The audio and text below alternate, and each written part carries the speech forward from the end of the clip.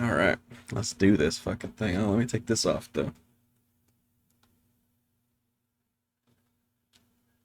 Set this like right here.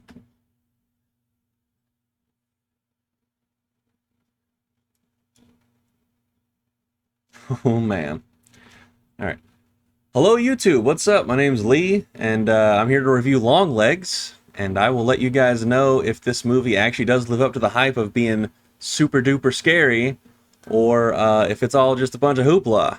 I'm gonna play this clip, and then I'll be back with my review.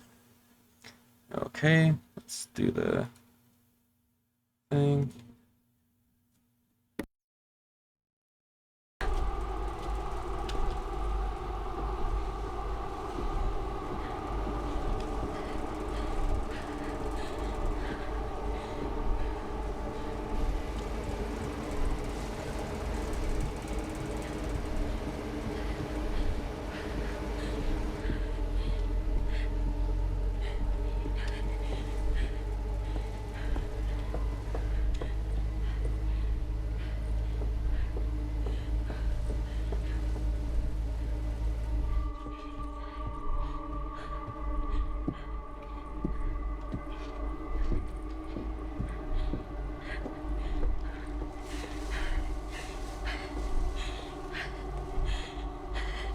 Don't move.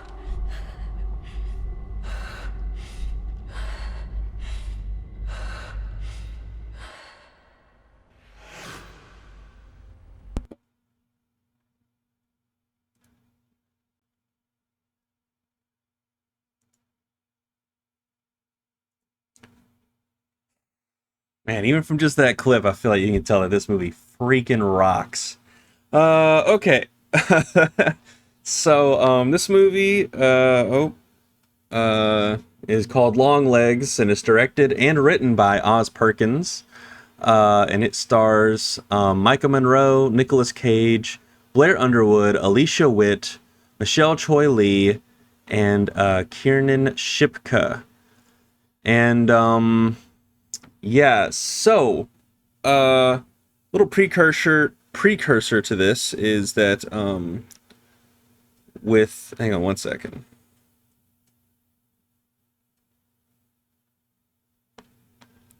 So a little precursor to this is that Oz Perkins is a filmmaker who I've been interested in watching his movies for a while. They've been on my watch list on Letterboxd for a while, and I finally sat down this week to watch one before this movie came out, Longlegs, called I Am the Pretty Thing That Lives in the House. It's on Netflix, and it stars Ruth Wilson. And when that movie was, while I was watching it, I didn't really vibe with it that much, and I started getting a little bit nervous to see Longlegs tonight. And and I really liked the way it was shot. I really liked the way that I Am the Pretty Thing That Lives in the House was shot and stuff like that. And it was, it had good performances and stuff, but I just didn't really vibe with it. It kind of like had a pretty slow pace, I felt like, and that there was not really a good payoff for the ending and stuff like that. It's a movie I would be interested in revisiting. And there's other movies, Gretel and Hansel, and the other one that I should have looked up before I started recording, are also on my list. And to be honest with you, after seeing Longlegs, I'm going to go back and watch those other two as soon as possible. And I'm very much going to look forward to anything that Oz Perkins does in the future, because holy crap, this movie like rules. But it's also like, I found this movie extremely scary in a way that few films are. Now, how scary is this movie? It just has a sense of foreboding, and like it just gets under your skin type of scary. It's not like in your face, boo, ah, scary. It's just like the whole thing, it's just creepy. It's unsettling, you know? And by the way, if you come out of this movie and you say like, oh, it wasn't scary, it made me uncomfortable, it was unsettling. I got news for you. That means the movie worked. That means the movie is actually scary. There's different types of scary, you know? And this is scary in the sense of, holy shit, what the fuck is happening? Oh my god. And this is one of those movies where the longer things start to unravel and stuff, the more engaging I felt it got. and the more intrigued I got by it. And also, when it was over, I was like, wow, I can't believe where this movie went. And I didn't see it coming. And it tackles, this movie tackles like a lot of different things, but it has like a lot of like satanic panic, Satanism stuff in it. There's like a satanic plot type stuff going on, potentially, underlying with this case that Michael Monroe's character is investigating.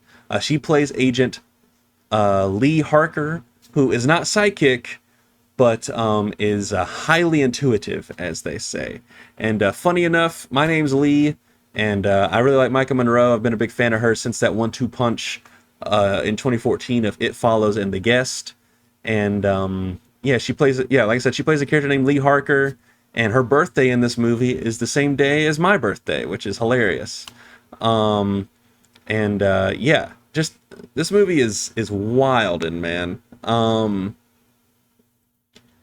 So how do I even continue talking about this? So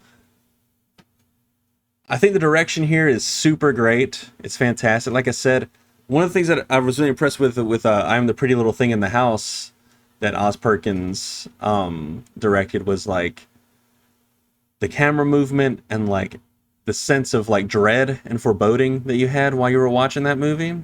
Even though I didn't really vibe with that one as much as this. And that applies to Longlegs as well. But it's like dialed up to an 11 in this one. And I feel the payoff at the end for this movie is so much better than that movie he has on Netflix with Ruth Wilson. I Am the Pretty Little Thing in the House. Or it's got a long title. Anyway, just so much about this movie is so good. They're just locked in from the start, and it's not even like a 2-hour movie, and I felt really fulfilled with it. It's one of those movies where like I simultaneously did not want it to end, but I also wanted it to end because I was like, I want to not feel like this anymore, but at the same time, I'm fascinated at the fact that this movie has had me have goosebumps and like had the hair on the back of my neck standing up like the entire time, pretty much. Like from that opening scene, it's wild because when it first started, I was like, holy shit, I'm like locked in already. I'm like engaged in this already. And I didn't stop being engaged for the entire runtime. The entire time with this movie, I was like, this is impeccable filmmaking going on here because I am just hooked. There's times when I kind of almost forgot I was even watching a movie. I forgot to notice camera movements and stuff like that, like I'm supposed to do since I'm reviewing movies now. And I was just like so absorbed with the atmosphere and like I said, the sense of just like dread that was filling me the longer this movie progressed was fantastic. And Oz Perkins is locked in this freaking movie, man. I feel like he's got the goods. I'm definitely going to keep an eye on him from now on. He is the son of Anthony Perkins. So, he is kind of familiar with the horror stuff. And man, I just like really, I really loved this. I really loved this so much. This is crazy. I know this review is kind of just going to be me gushing about this movie, but there's nothing in this movie I did not enjoy. So yeah, it's kind of crazy to think about with this because it's one of the few times it's like this and Furiosa and probably Dune Part 2 for me this year are the movies that like lived up to all the hype. You know what I mean? I think like it's among my top 4 for sure. It's up there with like Furiosa and Dune Part 2, like I said, but also The First Omen as well, which that movie was a big surprise for me this year. But the thing that's really interesting to me in this movie is how many different things are like coalescing to like make this movie what it is. So it has that like awful sense of like forebodingness and dreadfulness, but it also like looks really pretty as well. It's really, really well shot. But then you also have like all these different actors coming in and giving all these wonderful performances. And, they shouldn't really gel, but they do. It's really interesting. And that just is great direction, I feel like, on the side of Oz Perkins. He's really able to mesh these different actors and their different styles together, and the way that they're approaching these characters in different ways together, um, to make the movie feel like a cohesive whole. There's never a time when I was taken out of this when I felt like, oh, that's too much. And let me tell you, Nicolas Cage in this movie is a lot. And there's going to be people who don't vibe with his performance, particularly the people who like to do like the memes of Nicolas Cage. And don't get me wrong, I like those memes as well. I laugh at them. And there's going to be people who are going to take stuff out of this in this movie out of context. But I feel like with this movie, to its credit, I think if you were to take his scenes out of context and be like, oh, look how ridiculous he is, there'd be a large group of people who were like, what do you mean how ridiculous he is? This is fucking creepy. Okay? Because there's just something about his behavior, like the way he is in this movie. He's unhinged as hell, don't get me wrong. He's been unhinged before. We've seen how Nicolas Cage can get unhinged in movies, and it's great. But in this movie, he's tapping into it in an entirely different and unique way where he's freaking terrifying, man. And I think something that really adds to it with this movie is that the way he looks in this film is a surprise. The marketing for this movie has not given away what his full face looks like in the movie. And I think that really, really helps with this a lot. And I think anyone who spoils what he looks like before the movie, you're doing yourself a disservice, because part of the horror of this movie is just like it's a small part, granted, but part of what makes this movie so scary is you're like, what is this dude? What does this fucking monstrous son of a gun look like? And yeah, man, it worked. It worked. So like when you finally see what he looks like, and what's crazy as well is when they do reveal his like you get like a nice clear like lingering shot on his face. It's like probably when he's at his least scary, which is so fascinating to me. Such a fascinating choice. And yet, even when he was at his most unscary, I still was like, what the hell? So, really good credit, and hopefully this gets like I don't know how this will do at like award season or whatever, and to be real, it doesn't really matter. But I do kind of hope that it gets some kind of recognition for hair and makeup. Because I thought the hair and makeup in this movie was on point.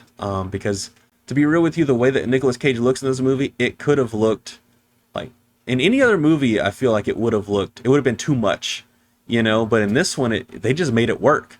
They were like, boom, this works, and that's really a testament to how locked in everyone is in this film. I've seen some people, speaking of being locked in and stuff, I've seen some people compare this to like something like Alan Wake 2, and I gotta say, I do think Oz Perkins has been playing some Remedy games, because there's some stuff that he does stylistically in the way that he doles out details of things and like the weirdness of it that is kind of similar to stuff in like Control and like Alan Wake 2. And considering I'm a big fan of Remedy, although I admittedly do need to beat Control, and I still need to do New Game Plus on Alan Wake 2. I gotta say, I'm a big fan of that stuff. And it seems like Oz Perkins might be as well. I don't want to say he is. It could just be, a coincidence, because like I said, Sam Lake is a big fan of like Twin Peaks and David Lynch and stuff, and there is some Twin Peaks and David Lynch stuff in this movie as well. And there's even like some like I've seen people who have compared this to Silence of the Lambs, and while I was watching it, I didn't really understand where those comparisons were coming from, other than like, it's a female FBI agent trying to get a serial killer, right? The basic premise of Silence of the Lambs is that, right? So I was like, that's all there really is in comparisons. But then you get to the scenes with Micah Monroe and Nicolas Cage interacting with each other. And that is really where I think the Silence of the Lambs comparisons are coming in, because it is reminiscent of Jodie Foster and Anthony Hopkins in that film. It's entirely different, of course, because Micah Monroe is like a lot more reserved, I feel like, than Jodie Foster was in Silence of the Lambs. And she's got like all these like micro expressions as well. and Nicolas Cage is not doing anything close to what Anthony Hopkins is doing as Hannibal Lecter. They're two totally different characters. He's more on like the Buffalo Bill side, but even then, he's a little more out there. And I just really found this so fascinating and engaging. And like I said, it really, really got under my skin. And like I said, so I'm not usually scared by like supernatural horror, especially like when it comes to like Satan and demons and stuff like that. But the way and that's one of the things I really liked about the first Omen as well earlier this year is like, they were able to make it, there was aspects to that movie that made it scary without the demon Satan stuff. And this movie does the exact same thing and even like grounds it and makes it even more realistic than the first Omen could do, because that movie's just, dealing with like the Antichrist and stuff. But this movie deals with like, Satanism and demons and the possibility of like a supernatural force in a way that feels like real, like it could be happening, and it's just like, holy crap. And to make me, of all people, feel that way while I was watching the movie is really impressive. As a matter of fact, I'm sitting here talking about this movie and I got like goosebumps on my arm while I'm talking about it. I don't know if y'all can see that. Probably not. But anyway, yeah, this movie just, and like, what's even funnier is when we sat down to watch this movie, the audience I noticed was really chatty. I was like, oh no, this is gonna be a chatty audience tonight. Because it's a horror movie, it's a new horror movie. People like Nicolas Cage a lot, and it's got a lot of buzz and hype around it. And there was actually quite a lot of people in the theater for a Thursday night at 10 p.m. showing. But throughout the trailers, this movie had a great trailer showcase, by the way. It's like every single one was like a banger. It was insane. But they were chatty even during the trailers. But man, when this movie started, they were chatty for maybe like a minute. And then at the same moment that I got locked in, it's like they all got locked in with me, because just a quietness came upon this theater. And I mean, it was just fascinating. And when the movie was over, I got a general sense of it, because sometimes when you're around like a lot of people, you get like the feeling of how they're feeling and stuff, and you can kind of tell how people felt about the movie as they're walking out and stuff, especially if you're like listening and paying attention and everything. And a lot of people seemed really like unsettled by this, and that's really impressive, because a lot of times in movies like this, with horror movies in particular, when they go into like a more artistic direction, a lot of times like general audiences leave more disappointed, because they're like, well, I wanted like this, and this, why are there no jump scares, blah blah blah. But this movie managed to even make, this is a pretty general audience that I saw it with, I'm pretty sure anyway. And seemed like the same kind of people who were seeing Maxine as well. So when I saw Maxine, people were hooting and hollering.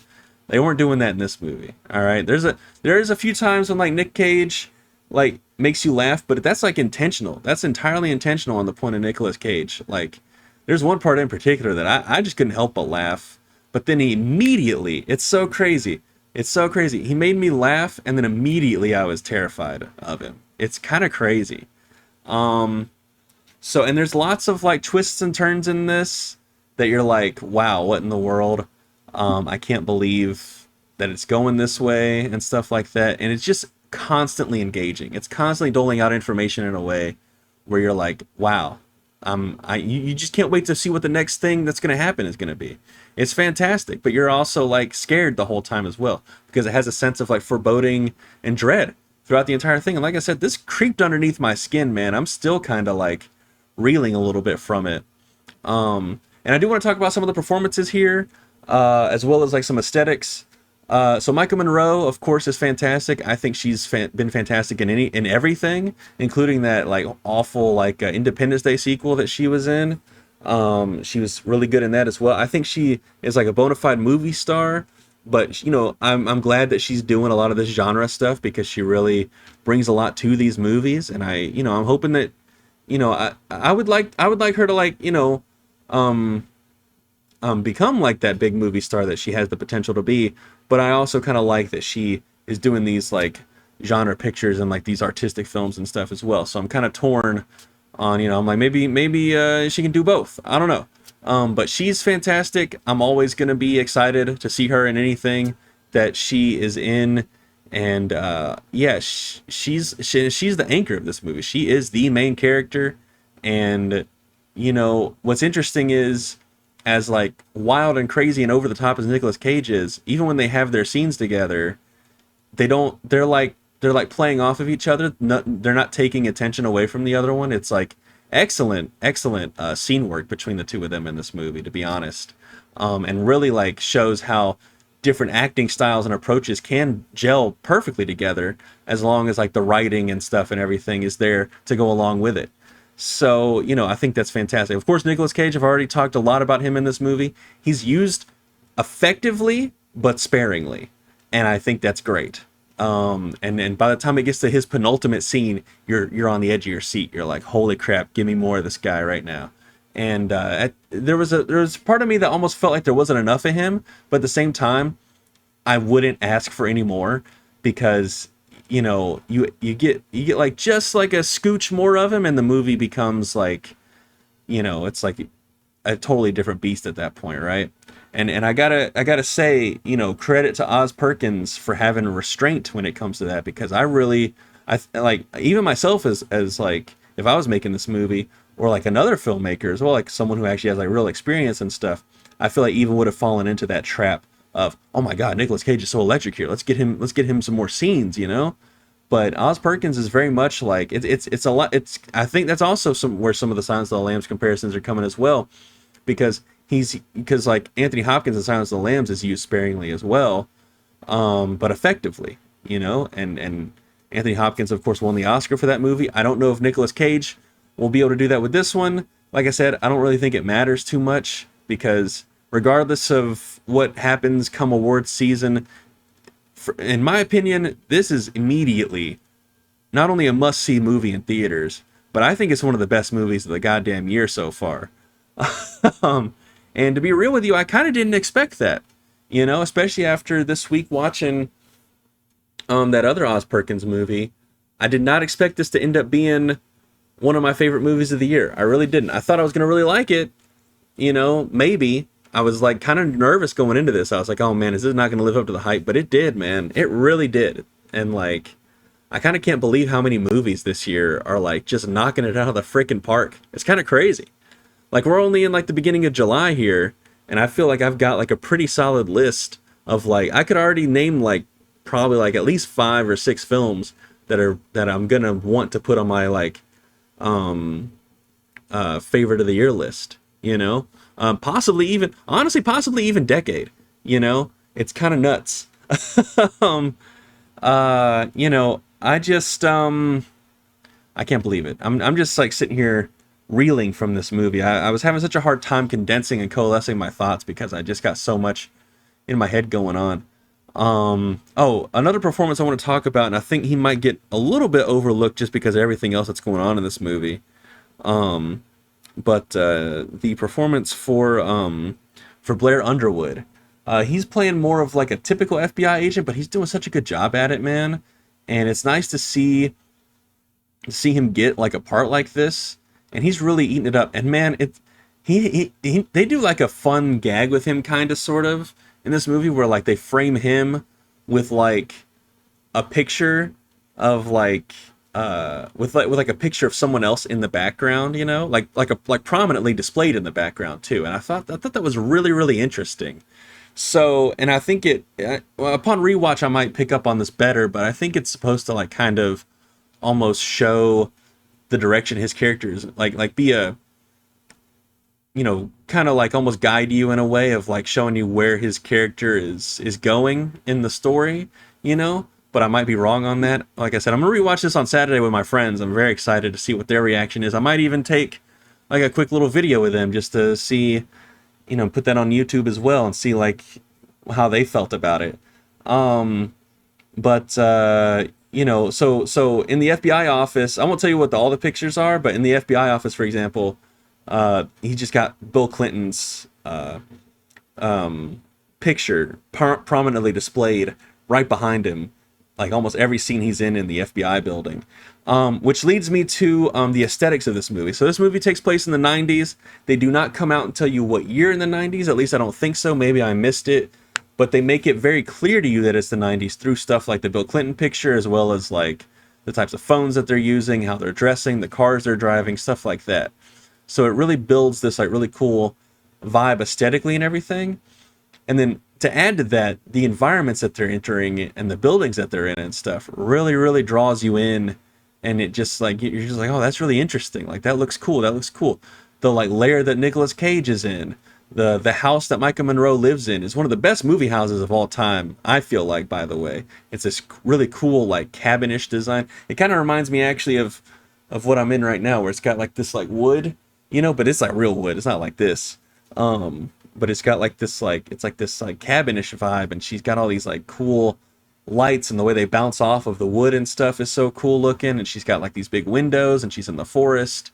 Really neat house. I was like, wow, like being an FBI agent really must pay super well, because that's a dope house. Her mom's house as well is really cool. It's very lived in. Her mom has a line in the movie about how like she's kept everything, you know, she's kind of like almost a hoarder in that way. And I think that's really interesting as well. Just a lot of really cool aesthetics in this movie. I love the way the cars look. I love the way people are dressing in it. Just the entire thing is so cool. And I'm sitting here talking about this movie, and I'm like, I'm feeling the tingle, you know. So yeah, and because of that, because of that feeling right there, it's the same thing I had with Furiosa as well when I was talking about it. But I regretted putting in my video giving Furiosa 4.5 stars. I ended up bumping it up on my letterbox to 5. This one, I'm not going to make that mistake. I'm going to go ahead and give the Longlegs 5 stars out of 5. This I thought was fantastic. And to be real with you, so far it's the scariest movie of the year. There's been quite a few horror movies that have come out. I think it's going to remain the scariest movie of the year. Granted, it's not jump scare heavy. It's just, there's just a sense of dread the whole time you're watching it. And to me, that means it's an effective horror movie. And there's very few horror movies that are able to keep this type of like feeling unsettled and uncomfortable and just the forebodingness throughout the entire runtime. Like very few horror, like so many horror movies wish they could do what this movie's doing. And for that, I got to give it 5 stars. And yeah, I thought this was fantastic. I kind of can't wait to see it again, but at the same time, I'm like, do I really want to? So I loved it. I think you guys, if you're watching this review, I think you'll love it as well. But you know, if you see it and you watch this video and you have some thoughts that you want to share with me on it, please, by all means, leave that down in the comments down below. I personally loved it. But if you didn't, or if you did as well, I'd love to know what you think. So anyway, guys, I'll be back with more videos. I was going to try to review Fly Me to the Moon, but to be honest with you, I was looking at it and I was like, I'd rather like play some more Dark Souls, because I started playing that. I'm going to have a Dark Souls video up on my channel soon, as well as a Multiverses video. The Concord beta is this weekend, so I'll be playing that and giving my first thoughts as well in a video. And of course, all the video games that I play, or at least for the most part, I stream over on Twitch at twitch.tv/dastardlybatman. You can go there and watch the streams. My stream schedule is crazy and all over the place right now because my job, I got to find time like in between like my job and personal life. So I don't have like a set schedule, which is unfortunate. But, just go over there and follow me and hit the little notification button. Or, if you don't want to watch stuff on Twitch, then you can wait a week and the full VOD unedited goes up on my other YouTube channel, Blended Caramel, which is a channel where I just kind of post whatever I want. Mostly I've been posting VODs there lately. I started doing movie reviews on there at first, but then I figured I'll just do it here on my main channel, right? Why not? That's how I started this channel off, was movie reviews, and I think it's been paying off pretty well. Anyway, so yeah, you can head over to Blended Caramel and watch my VODs completely unedited. I usually try to stream my movie reviews, although lately, just because of like scheduling stuff and everything, I haven't had the time to like, review a movie on stream consistently like I was doing before, because I used to like doing like reviewing a movie and then playing a game right after. And I'm hoping to get back to that, but stuff's been kind of crazy for me, like just at work and in life in general and stuff. So anyway, guys, I hope you enjoyed the video. I will. This movie was horrifying, man. I really loved it. But I hope you enjoyed the video. Hit that like button, subscribe, please. I'm trying to reach my new goal. My goal for this year was to hit 50 subscribers. We've hit way past that. I think we're at 102. So now my new goal for this year is to hit 500. So here's to 500, hopefully. And yeah. So I'll be back later with more videos. And peace. Go see Longlegs this weekend.